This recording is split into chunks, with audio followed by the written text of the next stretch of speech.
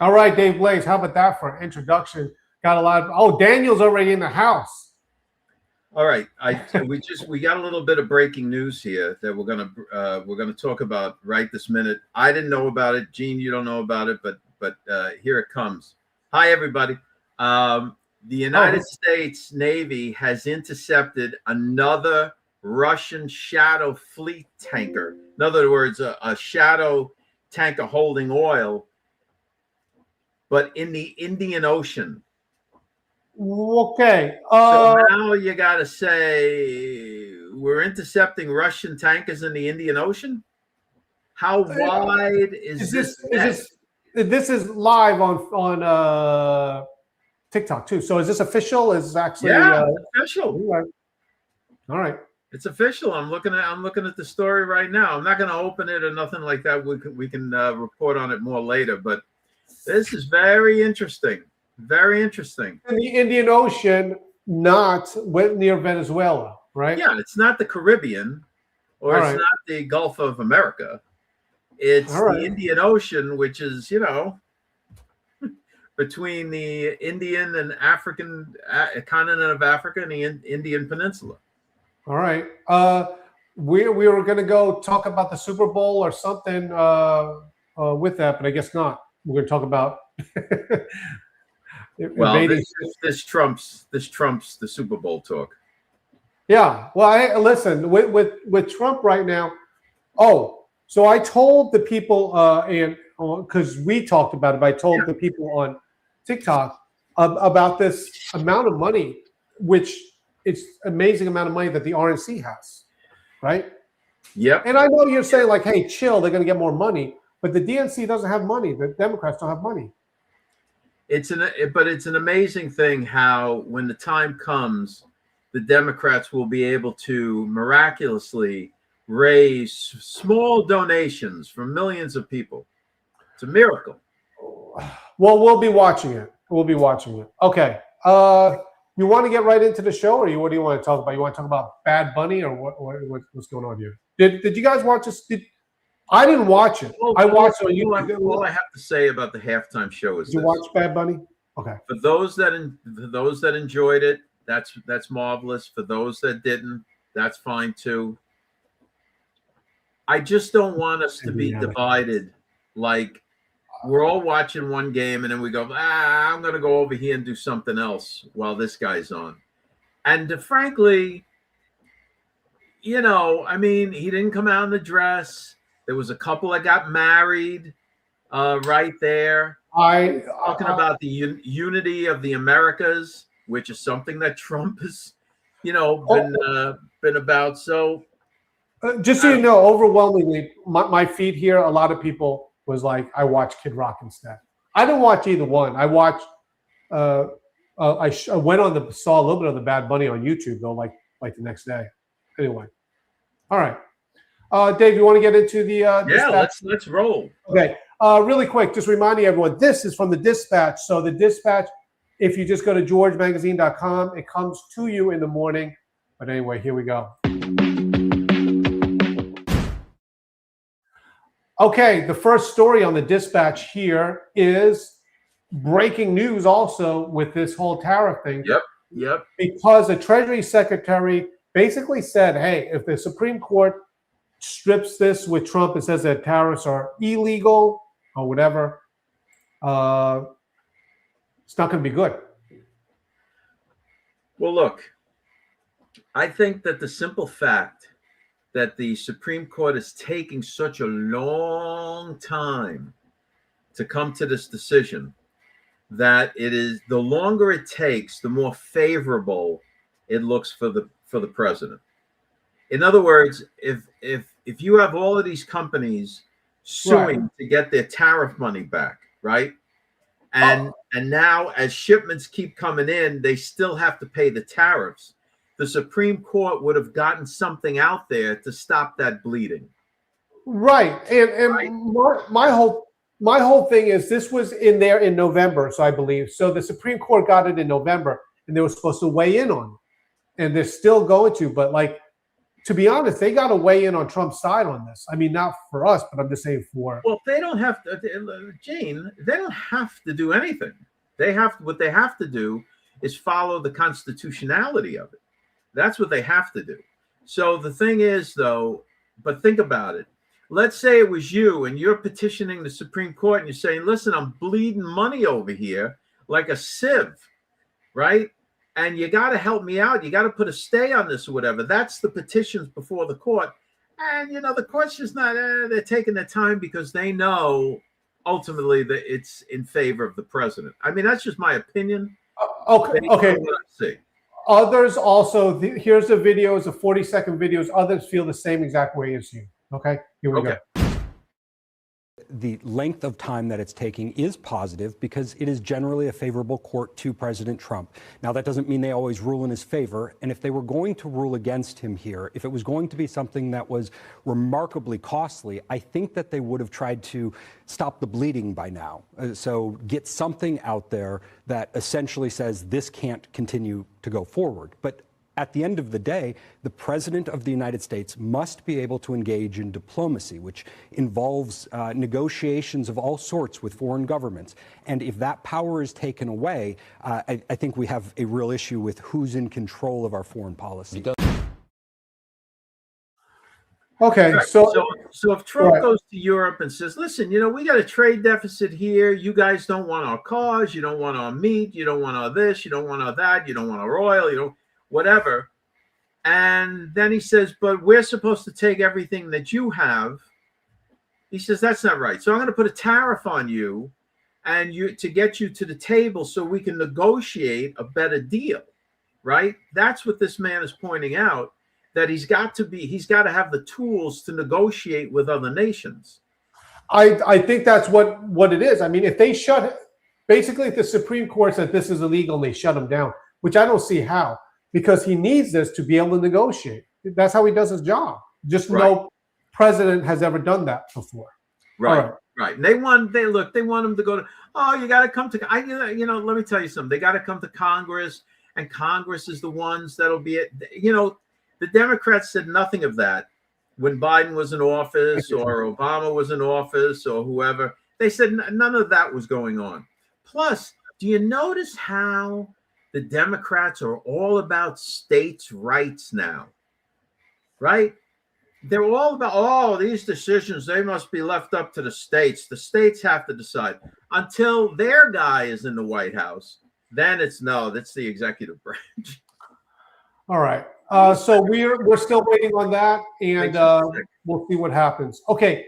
Reminder, this is from the Dispatch. So if you are going, just want to follow along, go to georgemagazine.com and go to sign up for the Dispatch. It's totally free. So good to see you guys, and teach me teach. Thank you. All right, let's do the next story right here. This is from the Dispatch.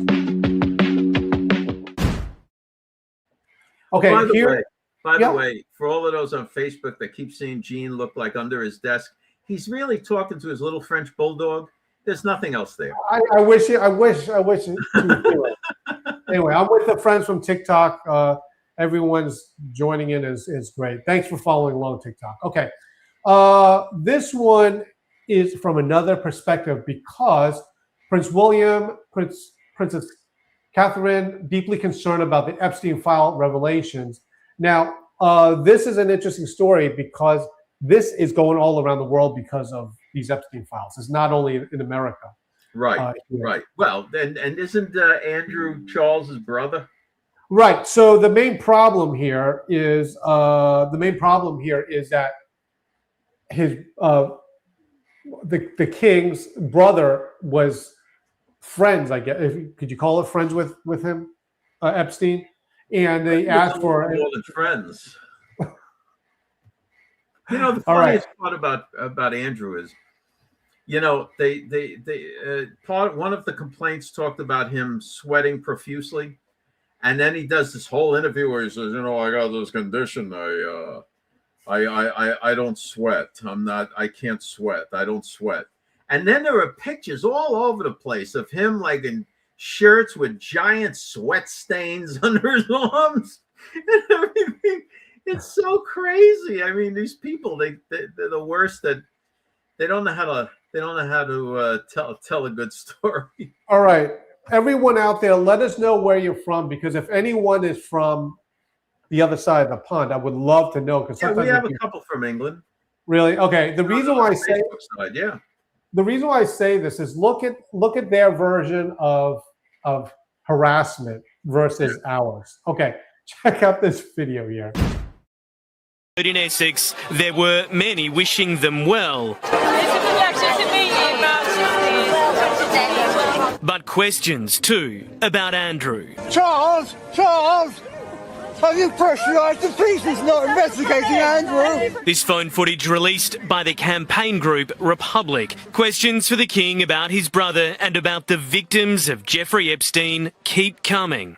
Your Majesty, will your family help with the Epstein investigation? Your Majesty, do you have a message for the victims? All right, so this is how they do they call him Charles? Why would they call him Charles? The good people of the United Kingdom, for the most part, especially in the presence of their royalty, are very prim and proper. But I will, and I know this because I deal with people in the UK all the time. But one thing I will say is that British humor is so dry and funny. It's not overt like American. No, it's no, like this under the, just like under the breath kind of stuff. Guys, I'm going to ask people, because I used to watch. There's a show called Faulty May. All right. Faulty Bridges or something. There was a Faulty Towers. Faulty Towers. Okay, and then they had one on MTV. All right. So anyway, all right, let's do this. Dave, if you don't mind, I'd just like to take 1 minute to say hello to everyone. I'm going to put myself on mute. Yeah. I got to say hello to folks over here too. All right, Sissy May, welcome. You're welcome every time. Ginger, yeah, well, they can be. Godson from Texas. We love Texas. Not too crazy about Abbott and Paxton, but we love Texas. Donna, Lorianne, of course. Let's see who else is in here. Timbra, great. All right, Phil, yes, I know. In most of that guy's music is blasphemous, but I think he got the message about the halftime show. Not to be over the top. So, we'll take it for what it is. Tracy, all right, always good to see Tracy. Aaron, Daniel, what are the implications? All right. Shadeen, great to see you here. William, April, of course. April, we're going to need to send out an RGA to collect those magazines from you, because I'm just teasing. I'm so happy you got them. Listen, our fulfillment department looks like a cartoon out of Bugs Bunny, with everyone running around, packing box, sending stuff out. It's coming. It is whatever you got is coming. Trust me, I know. Yeah. Okay. And we get the boxes come in. The boxes of the new beautiful reformatted magazines come in. Boom, boom, boom, boom, boom, boom, boom, and they're going out as fast as we get them. So it's not like there's nothing being held back. Now look, if they're being delivered to a PO box, go get the magazine before the mailman sends them back. Yeah, we got some back today. Okay, Dave, can I play the commercial right as we prepare to go? Let me do this so that they know where to go. All right. Okay. Yeah, let's go. Commercial. Hey, friends, I want to tell you about the Dispatch. Some of you guys already know about this, but you're going to love it. Basically, every weekday morning, you get emailed to you the day's leading stories, curated personally by me, Dave Blaze, and the rest of the George Magazine team. Very simply, it goes into your email. You can browse them very quickly, find out the day's top story so you can get on with your day. So go to georgemagazine.com. You'll see there the Dispatch link in the menu. Sign up, and then every weekday morning before 9:30 Eastern Standard Time, you get this email in your inbox, and you can read it, know what's relevant for today, and get started with your day. Okay, Dave, you ready to get it rock and roll into the I'm ready. I'm ready. headline here? All right, here we go.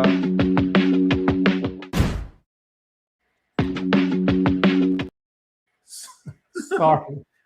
All right, here is the situation here. Oh This my is goodness. George Magazine, and this is one of our all-time best seller. It's over it, but it says the Firmament. Okay, I should have moved it up there. Now, on the bottom, across the bottom, that was our big Firmament. right. If you have not gotten that issue yet, we have copies available. There's copies ready to ship out if you never got that issue. Okay. Now, the thing is with this is one of our most, how can I say this, most popular polls ever is when we ask, what is the Firmament? Yeah. Okay. Now, what did we get? We got like 60, 63 or 64,000 responses. 64,000 when we talked about the Firmament. On that poll. Yeah, it was extraordinary. So a lot of people have been talking about it. A lot of people did research on it, but this is back. We're talking about it because something that Pastor Bob Joyce said in his sermon yesterday. And anyway, let me play this because he talks about flat Earth, but he said flat. What did he say? Flat Earth. Well, you'll see. We'll talk about it after you watch the clip. Okay, here we go. He says, why did he say east from the west? Well, you take a look at the earth, and I believe it's round. A lot of people don't. It's flat. That's okay. If you believe it's flat, that's fine. You're a flathead. It's all right. If it's flat, it's okay. I don't hold it against you. I personally believe that it's the sphere.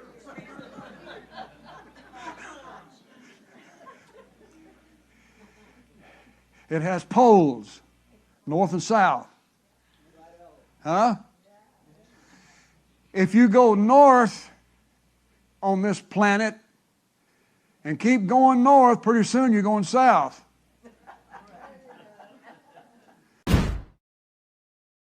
Okay, there's a lot. Let me unpack that and just for a few minutes. First of all, if he had just said, listen, I think the Earth's a sphere and moved on, okay, that's what he thinks. Fine. But to then go and give a dismissive, derogatory label to people that don't agree with that, he shouldn't have done that. Well, okay. All right. Listen, I've been in that church. Oh, you think you're a flathead? You're one of those flatheads. That is called gaslighting. Okay, that's when you make a person think because they believe something, and a lot of people do research on that. I could tell you that there are a lot of people. I know this because every time we do something with the Firmament, we say Firmament. I am telling you, this feed every time I'm doing a live and I say, what do you think of the Firmament? We get that point. A lot of people are interested in it. I get that. I get a lot of people respond to it. But the thing is that someone in his position should not be labeling. Labels are terrible. You never label people. No. Okay. Well, listen, I agree with that. But what my point with this is I know that let me just show you this. Hold on. Go ahead. This magazine that we did, the Firmament, we talked about the biblical view of the Firmament. It wasn't my personal opinion. It wasn't like the research of, how many miles from one bridge to another bridge. You could use a telescope. I know this all. I know, I read, I've seen it all. But there's a lot of people that did research, but we based it upon what the Bible said. Right. What the Bible said. Right. And what the Bible says is this, that the Lord made the firmament and he separated the waters below where the oceans and the dry land is from the waters above, which is where the underside of the frozen sea of separation is. And this gap in the middle, he called the heavens. So the area where the birds fly around and all that's the first heaven. Above that, where the sun, moon, and wandering stars are, that's the second heaven. when you get above that sea of separation, the third heaven, that's where God is. So that's what the Bible says, and that's what we put out there. Right. Well, I just biblical cosmology, whatever you want to call it. I just says it in the Bible. That's what we stand on.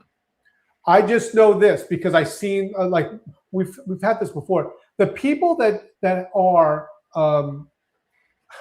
if I just say people that believe that it's not a globe, I am telling you, these people have done a ton of research. And then someone walks in, anybody, it's not just a pastor. Someone walks in like, oh my goodness, you guys are idiots or whatever. These people did a lot of research. And I'm just saying, I'm not discounting anything. But the difference between that is when we did this magazine, it was based upon actual, what does the Bible have to say about this? Anyway.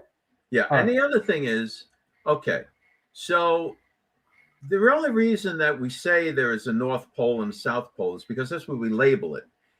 On a biblical level, you could say the North Pole is the center, is the middle, right? And yes, if you cross over that area, you're going to be heading toward the outer rim or the outer whatever. All right, so that's number one. And number two, you know, it's really difficult to believe anything that NASA says with their logo of a snake's forked tongue. I mean, you know, come on, guys. All right. Let's hit the next topic here. You ready for this one? Okay, here we go. You know, yeah. Well, hold on a second. Yeah, because this is a big deal. Now you made a big deal out of look, my feed is going crazy. Now you want to move on. I'll talk about it. Good. Look, here, the whole thing is, in the Bible is everything you need to know for this life and to be able to live with God in eternity hereafter. That's the point about it.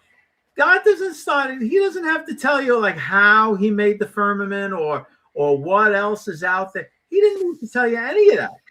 It doesn't do you any good. What does do you good is to know what is in the scriptures. And if you're a Christian and you haven't cracked that Bible open in months.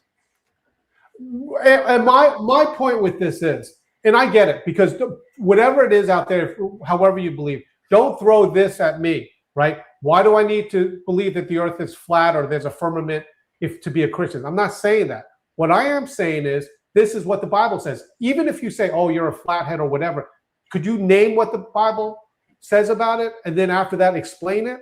Because it's very interesting. I mean, what is above and what is below, and that. Yeah. So, do you realize the model that is followed by these people? Right. So the Earth is spinning first of all on its own, then spinning around the sun. The sun is rotating. Everything's rotating, and we're just hurling aimlessly through the vastness of outer space. And that design has been propagated on humanity so that you as a man or a woman are insignificant. You are meaningless to the overall scope of things. And the Bible teaches the exact opposite. Right. And that's why it's faith building. Because you're like, oh my goodness, I thought I was getting away with all this, but God's right above me, watching me. Anyway. Hold on a second. Sure. Sean by 4776 wants to know, where did Bob say that? In church, in his congregation. That was the video. From yesterday, and this isn't old stuff. This is just from yesterday. Yeah. The reason why we said it's from yesterday. Okay.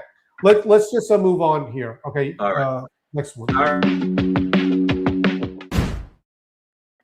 Okay, Dave, the Squid Games, K-pop, North Korea is evidently executing people for doing this. And I heard that they added your TikTok channel to that list. So I'm sure I'm illegal. I'm sure I'm banned. People better be careful if they're in North Korea watching Gino. Anyway, I don't know do you guys know what the Squid Games is? Because I have no idea what the Squid Games is. Yeah, isn't it something where they run around in the park and they got to stop? Or I don't know. I have no idea. I thought it was I thought it was a maybe it is a game, but a game on like Nintendo.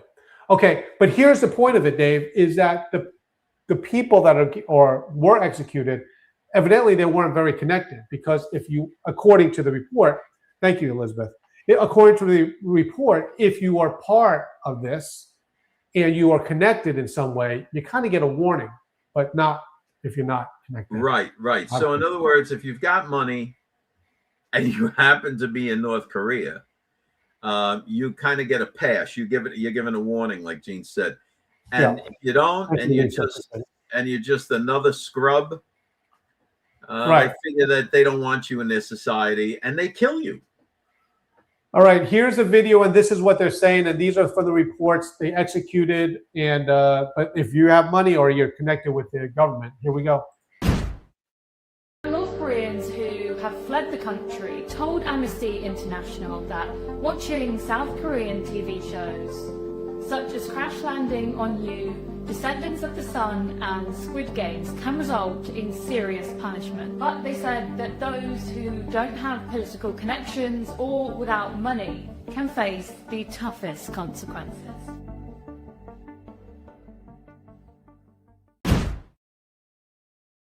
Okay, so that's what's that's what I think they should substitute in, like all the mob films, where instead of saying "I'm going to kill you," they should say, "I'm going to give you the toughest consequence." Yeah, you know, the thing is, it's the K-pop and all this is from South Korea, and basically is like, hey, don't be checking it out, because they're having a lot of fun, and I think that's what's going on. Right. So while the regular folks are trying to gather enough rice to make it through to tomorrow, and then they happen to watch some South Korean K-pop on their phones, they don't want them getting the idea that there's a better life somewhere else.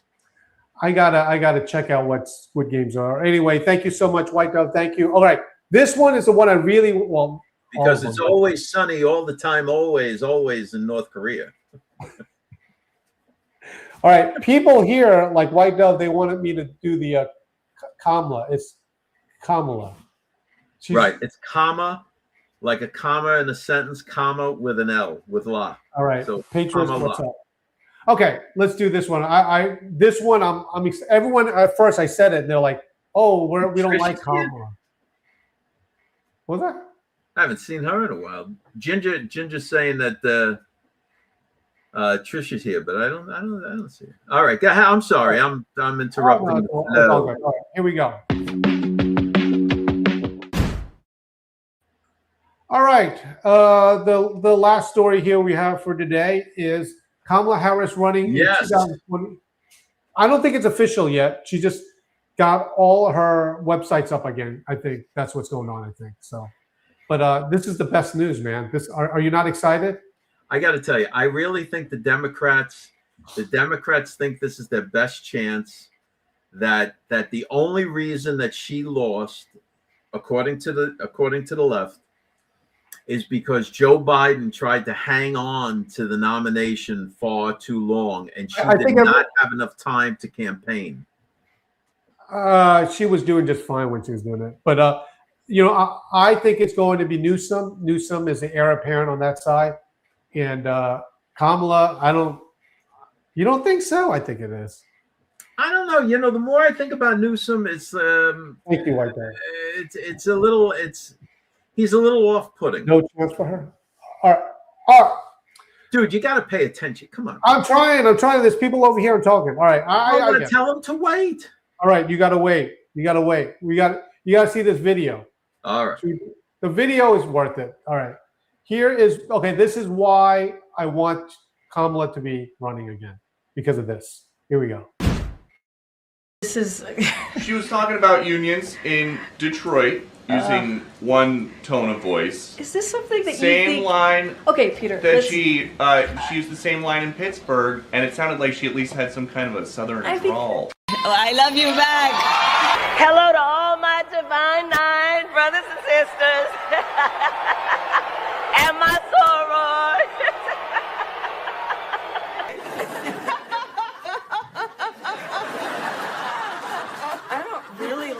like that, do I?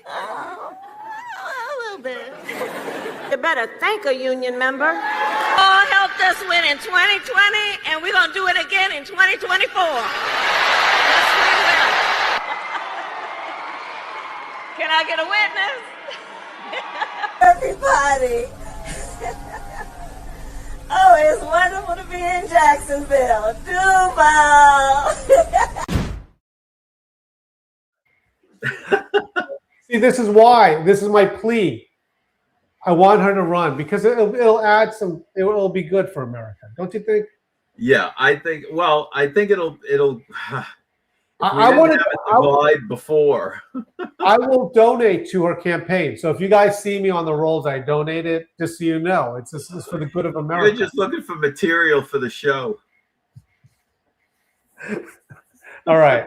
No, that would be something. But I'm serious. The left believes that she just didn't have enough time to roll out the campaign. I would love to see it. It would be wonderful if she did. But I think it would be the best case scenario. I think Newsom is very strong. I just think so. Yeah, Newsom is strong, but the thing is, he's got so much baggage. He's got so much baggage. I mean, you know how easy it is to to knock him out with the job he's done in California. Yeah. So it's too easy. It's too easy. All right. Well, anyway, it's like she's here, she's there. Nobody really knows what is she going to do. They got to prop her up better, though. Yeah. Well, it's going to be interesting. So anyway, that's what we have to look forward to. All right, Dave Blades. It's Monday. We had a lot of stuff to do. Big announcements. Oh, yeah. If you're not on the Insiders on Facebook, you should get on it. I think. Yes. Yeah, okay. The Insiders are going to get in a day or so. They're going to get a big surprise. Okay. All right. What his name is? Sounds good. Sounds good. All right, Dave Blades. Anything else before we go? We'll be back tomorrow. No, we're just going to keep an eye on that Russian tanker thing in the Indian Ocean. Okay. All right. Thank you so much, everyone, and we will see you guys tomorrow. Here we go. Thank you, guys. Thanks for checking us out. Don't forget to go to georgemagazine.com and sign up for the Dispatch. It's free. Get the emails and the news stories. And check us out Monday through Friday, 5 o'clock Eastern Standard Time. You can check us out on Facebook and YouTube. We'll see you then.